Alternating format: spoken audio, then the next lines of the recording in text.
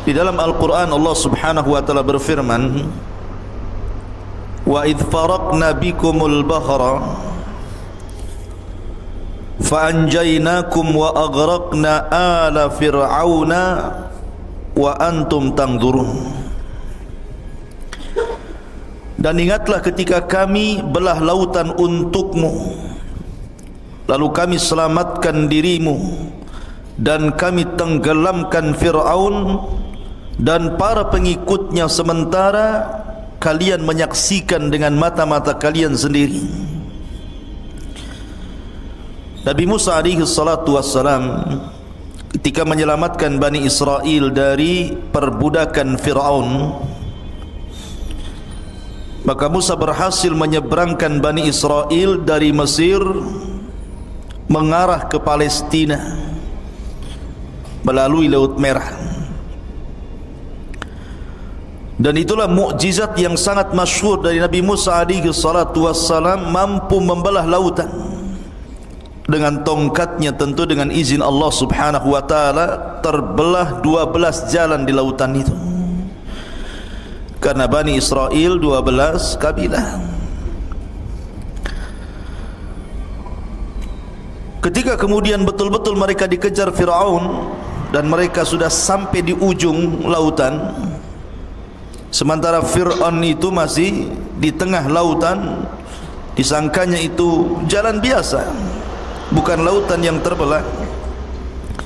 Ketika betul-betul Fir'aun dan pasukannya di tengah-tengah lautan, maka Musa alaihi salatu wassalam ketika itu berada di sampingnya malakul Jibril, malaikat Jibril yang membentuk seperti manusia, menggunakan pakaian putih, kuda putih, serba putih. Maka kata Jibril, tunggu dulu, biar betul-betul dia sampai di tengah dan semua pasukannya juga sampai di tengah. Baru ketika betul-betul ada di tengah, kata Jibril, sekaranglah kau pukulkan tongkatmu itu. Maka Musa memukulkan tongkat, tiba-tiba lautan menyatu, maka Fir'aun pun ditenggelamkan Allah subhanahu wa ta'ala di Laut Merah ini. Dan Allah abadikan jasadnya, artinya ditemukan jasadnya. Kemudian jasadnya Fir'aun sampai hari ini menjadi pelajaran, dan kisah itu kisah beneran. Kalau anda ingin, atau antum semuanya ingin melihat jasad Fir'aun, datang ke Mesir sana. Sana ada jasadnya Fir'aun. Lah, intinya bahwa Bani Israel diselamatkan, ini nikmat Allah Azza wa Jalla, diselamatkan dari kematian. Ma'asyiral muslimin yang dimuliakan Allah Azza wa Jalla, setelah itu berangkatlah Bani Israel dibawa oleh Nabi Musa alaihi salatu wassalam menuju arah Palestina. Di tengah jalan rupanya mereka melewati sebuah perkampungan yang kampungnya itu nyembah berhala, sementara mereka sudah mentauhidkan Allah Azza wa Jalla, menyembah berhala. Tiba-tiba kemudian salah satu dari kaumnya Bani Israel ini mengatakan kepada Musa, ya Musa, ij'al lana ilahan kama lahum alihah. Wahai Musa, jadikanlah untuk kami banyak Tuhan lah, masa satu Tuhan saja? Maka Musa heran, sudah diberikan hidayah, menyaksikan ditenggelamkan Fir'aun, menyaksikan mukjizat yang banyak dari Musa, sudah mentauhidkan Allah, mau kufur. Makanya Musa alaihi salatu wassalam mengatakan, innakum qaumun tajhalun, kalian ini kaum yang bodoh, sudah diberikan hidayah tauhid mau sesat pula.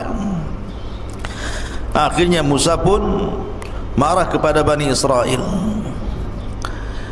Ketika Nabi Musa alaihi salatu wassalam sudah berada betul-betul di perbatasan, tinggal masuk saja ke Palestina itu, sudah sampai di padang pasir yang mendekati Palestina. Rupanya tidak bisa masuk ke Palestina. Kenapa demikian? karena memang bumi yang disucikan itu di Palestina itu sudah dikuasai orang lain, di mana tidak mungkin Musa alaihi salatu wassalam membawa Bani Israel ke dalam Ardul Muqaddasah, bumi yang disucikan Palestina itu, kecuali harus berperang melawan sebuah kaum yang disebut dengan Jababirin minal Amalikah. Kaum Jababir dari Amalikah, dari kaum Amalikah itu yang menempati Ardul Muqaddasah, negeri Palestina. Jadi siapa yang menempati sebuah kaum Jababirin dari kabilah Amalikah, di situ sudah duluan menempati Baitul Maqdis. Maka kemudian Musa alaihi salatu wasallam diperintahkan untuk jihad. Jihad pertama kali. Sebelumnya Bani Israel tidak pernah perang. Kalian harus siap-siap perang, bertempur merebut Baitul Maqdis dari Amalikah. Bahkan Yusha ibn Nun yang ketika itu sangat dipercaya Nabi Musa alaihi salatu wasallam, yang menemani Musa saat pergi mencari Khidir adalah Yusha ibn Nun, pembantunya. Yusha ibn Nun mengatakan, ya qaum idkhulu alaihim min babil Madinah kama amarakum yansurkumullahu fala ghaliba lakum. Wahai kaumku, masuklah kalian dari pintu depan, pintu kota, dan kalau seandainya kalian akan perang, maka Allah subhanahu wa ta'ala akan memberikan kemenangan dan tidak terjadi kekalahan kepada kalian. Tapi Bani Israel ini ketakutan, pengecut, tidak mau perang, takut mati. Akhirnya kemudian mereka mengatakan, lan nadkhulaha abada madamu fiha. Selama orang Amalikah itu masih ada di situ, kemudian kami harus perang melawan Amalikah, kami tidak akan masuk ke situ.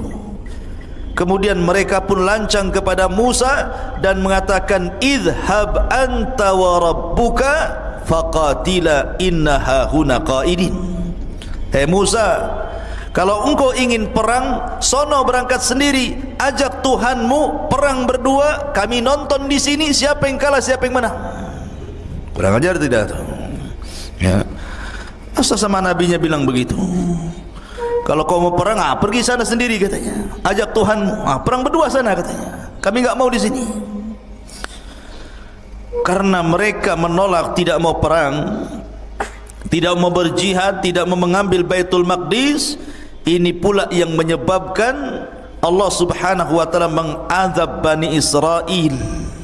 Dengan cara apa? Akhirnya mereka tidak bisa keluar dari negeri itu, tersesat di padang pasir, tersesat di sebuah negeri yang disebut Ardut Tih namanya, negeri Tih, sebuah padang pasir kering kelontang, tidak ada tanaman, tidak ada tumbuhan, tidak ada air, tidak ada apapun, padang pasir, panas luar biasa. Diazab oleh Allah subhanahu wa ta'ala, tidak bisa keluar dari situ. Pergi kemana saja ujung-ujungnya ke situ juga. Kayak orang melinglung, kayak orang bingung. Lebih-lebih kemudian padang pasir itu saya katakan tadi, tidak ada tumbuhan, tidak ada tanaman, tidak ada pepohonan, tidak ada burung, tidak ada apapun. Betul-betul kering kelontang, panas terik luar biasa. Mereka tidak bisa keluar dari situ, tersiksa hidup mereka. Itulah disebut dengan Tih. Berapa puluh tahun mereka diuji oleh Allah. Fa innaha muharramatun alaihim arba'ina sanatan yatihuna fil ardi fala ta'sa 'alal qaumil fasiqin. Dan negeri Tih itu digambarkan dalam surah Al-Maidah ayat 26. Yatihun, maksudnya di negeri Tih Allah berfirman, maka negeri itu terlarang buat mereka selama 40 tahun mereka akan mengembara kebingungan di bumi itu, maka janganlah engkau wahai Musa bersedih hati memikirkan nasib orang-orang fasik itu. Biarkan saja mereka kebingungan seperti itu. Diajak perang tak mau. Ya. Akhirnya Allah uji mereka dengan diletakkan di bumi teh, bumi kebingungan. Ma'asyiral muslimin, ikhwan akhwat yang dimuliakan Allah Azza wa Jalla, ketika mereka tidak bisa keluar dari situ, terpaksalah mereka tinggal di situ dengan panas terik yang luar biasa, dengan kelaparan karena susah cari makanan. Apa yang mau dicari makanan? Binatang buruan pun tidak ada, dedaunan yang akan dimakan pun tidak ada, apalagi buah-buahan. Namanya padang pasir kerang kelontang, apa yang mau dimakan? Masa makan pasir? Tak mungkin. Akhirnya kemudian ketika mereka lapar, mereka datang kepada Musa alaihi salatu wassalam. Ya Musa, kami lapar, kami pengen makan, tolonglah berikan kepada kami makanan. Berdoalah kepada Rabbmu agar diturunkan makanan kepada kami. Subhanallah, Allah Karim. Nabi Musa alaihi salatu wassalam walaupun melihat Bani Israel sudah kurang ajar, su'ul adab namanya kepada nabinya, tetap saja Musa itu sabar. Laqad udhiya katsiran fasabara. Musa itu sudah banyak diuji oleh kaumnya tapi sabar. Akhirnya Allah janjikan kepada Bani Israel yang tersesat di Ardut Tih itu diberikan makanan. Kalau pagi diberikan makanan man, kalau sore hari diberikan makanan salwa. Manna wassalwa. Apa itu manna dan apa itu salwa? Karena Allah Subhanahu wa taala berfirman tentang manna wassalwa itu. Ada yang mengatakan bahwa manna itu sejenis madu, sejenis madu yang bisa dimakan, rasanya kayak madu, bahkan lebih manis dibandingkan madu. Dan itu untuk makanan di pagi hari. Diberikan kepada mereka alman. Adapun makanan di sore hari mereka akan diberikan salwa. Salwa itu sejenis burung, daging burung, kemudian diletakkan di tempat yang tinggi, tinggal diambil saja. Subhanallah ikhwan. Makanan pagi dan makanan sore itu, ketika terbit dan ketika tenggelam matahari itu, Allah mudahkan semuanya. Mereka tidak perlu cari lagi, tidak perlu lelah letih. Pokoknya mereka pagi hari lapar, tinggal diambil saja. Sudah ditentukan tempatnya, nanti tahu-tahu sudah ada saja manna itu tiap pagi. Dan juga burung-burung yang siap santap, tahu-tahu sudah ada saja di sore hari. Subhanallah, ini keajaiban. Tinggal ambil saja. Mau makan pagi sarapan, tinggal cari ambil, sudah ada man di situ. Kalau sudah sore mereka lapar, tinggal makan kemudian salwanya. Ini nikmat mana lagi, ikhwan? Makan nggak perlu nyari lagi, nggak perlu kerja, nggak perlu pontang-panting gitu ya. Nggak perlu menjadikan kepala di bawah kaki di atas. Ngapain pula kayak gitu ya? Tetapi Bani Israel ini kaum yang degil, ikhwan. Gimana nggak degil? Mereka mengatakan, wa id qultum ya Musa lan nasbiru ala ta'amin wahid fad'u lana rabbaka yukhrij lana mimma tumbitul ardu min baqliha wa qithaiha wa fumiha wa adasiha wa basaliha. Apa kata mereka? Sudah enak dikasih manna wassalwa, tinggal ngambil makan. Itu makanan lezat, makanan diberkahi, enak luar biasa.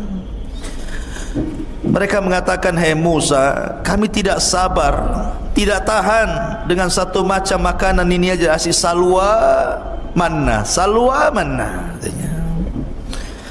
Cobalah, kata Bani Israel, mohonkanlah untuk kami kepada Tuhan wahai Musa, agar dia mengeluarkan bagi kami dari bumi ini tumbuh-tumbuhan, yaitu sayur-sayuran, ketimun, bawang putih, kacang adas, bawang merah. Cobalah yang lain, yang seperti ini nih. Maunya itu bawang-bawang, sayur-sayur, sayur bayam, sayur kangkung, bayam duri kan itu. Maunya itu yang gitulah. Mana wasal maka kami bosan katanya. Lihat bagaimana orang-orang Bani Israel ini aneh. Allah sudah berikan makanan terbaik, mau pula makanan-makanan yang rendah-rendahan. Ya. Makanya Musa mengatakan kepada Bani Israel, qala atastabdiluna alladhi huwa adna billadhi huwa khair ihbitu Misra. Kata Musa alaihi salatu wassalam, kenapa kalian mengganti makanan baik dengan makanan yang rendah? Itu rendah itu. Bawang merah, bawang putih, sayur-sayur itu makanan rendah. Kau bisa datang kemana saja ada itu. Kenapa harus minta kepadaku? Tapi mana salwa ini tidak bisa dicari, karena itu makanan dari Allah subhanahu wa ta'ala langsung. Tapi kalau hanya bawang putih, bawang merah, kacang-kacangan, sayur-sayuran, kau tinggal pergi ke mana daerah di situ. Misron di sini bukan Mesir, tapi daerah mana saja itu mudah dicari. Kenapa pula kemudian kalian tidak mau memakan manna wassalwa lagi? Ihbitu Misran fa inna lakum ma sa'altum. Pergilah kau ke sebuah desa atau kota atau daerah, pasti kamu akan memperoleh apa yang kalian minta. Sebab ini Allah mengatakan, dzuribat alaihimudz zillatu wal maskanatu wa ba'u bighadabim minallah.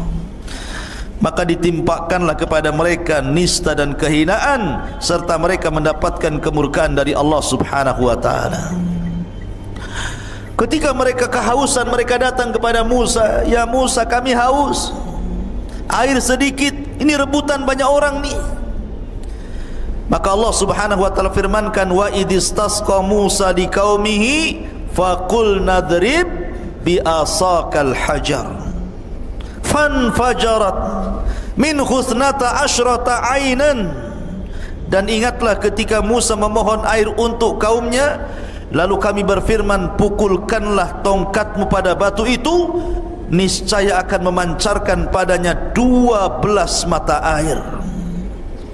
Maka Musa pun kemudian memukulkan ke batu di padang pasir itu, keluar 12 sumur. Kenapa? Karena kabilah Bani Israel ada 12, jadi jangan rebutan. Kamu punya sumur masing-masing nih. Ya, kamu jangan kabilah ini, jangan kau minum di sini, sumurmu yang sana. Jadi jumlah sumur disesuaikan dengan jumlah kabilah. Kemudian mereka mengatakan, ya Musa, panas, ini padang pasir, nggak ada pohon untuk bernaung, kami hanya di tenda-tenda panas. Akhirnya mereka pun kemudian meminta kepada Musa alaihi salatu wassalam agar Allah menaungi mereka. Makanya Allah mengatakan, wa dhallalna alaikumul ghamam wa anzalna alaikumul manna wassalwa. Dan kami naungi kalian dengan awan. Tiba-tiba ada awan yang menghalangi antara kepala mereka dengan matahari, sehingga mereka tidak kepanasan lagi. Kurang apa nikmatnya Bani Israel? Mereka panas dikasih awan menaungi mereka sehingga tidak tersengat matahari. Mereka minum, Musa alaihi salatu wassalam kemudian memukulkan tongkat, keluar sumber mata air. Mereka lapar, Allah turunkan manna dan salwa. Dalam riwayat, mereka pun meminta baju, karena bajunya sudah lama mereka pakai gitu, nggak ganti-ganti. Tuh, bayangkan sampai minta baju, ya, baju lebaran. Sampai kemudian bukan hanya itu saja, mereka meminta macam-macam kepada Musa alaihi salatu wassalam. Tapi Musa itu memang nabi yang sabar untuk mengobati Bani Israel. Intinya di bumi Tih ini mereka kesulitan. Lah setelah segala nikmat yang Allah anugerahkan di bumi Tih ini dari silah Musa, karena lama, itu kan ujian bagi mereka selama 40 tahun. Musa tidak mungkin membiarkan mereka seperti itu. Musa harus membuat undang-undang. yang mana undang-undang ini bisa menertibkan kehidupan mereka. Maka Musa pun meminta kepada Allah untuk diturunkan undang-undang kepada mereka. Maka Allah janji untuk menurunkan Taurat kepada Musa asal Musa berangkat ke bukit yang disucikan Allah Azza wa Jalla, Bukit Tur, Bukit Saina. Akhirnya Musa alaihi salatu wasallam diperintahkan Allah untuk berangkat selama 30 hari meninggalkan Bani Israel untuk mendapatkan mandat Taurat. Ketika itu Bani Israel diserahkan kepada adiknya Harun. Berangkat Nabi Musa selama 30 hari. Ma'asyiral muslimin, ikhwan akhwat yang dimuliakan Allah Subhanahu wa taala.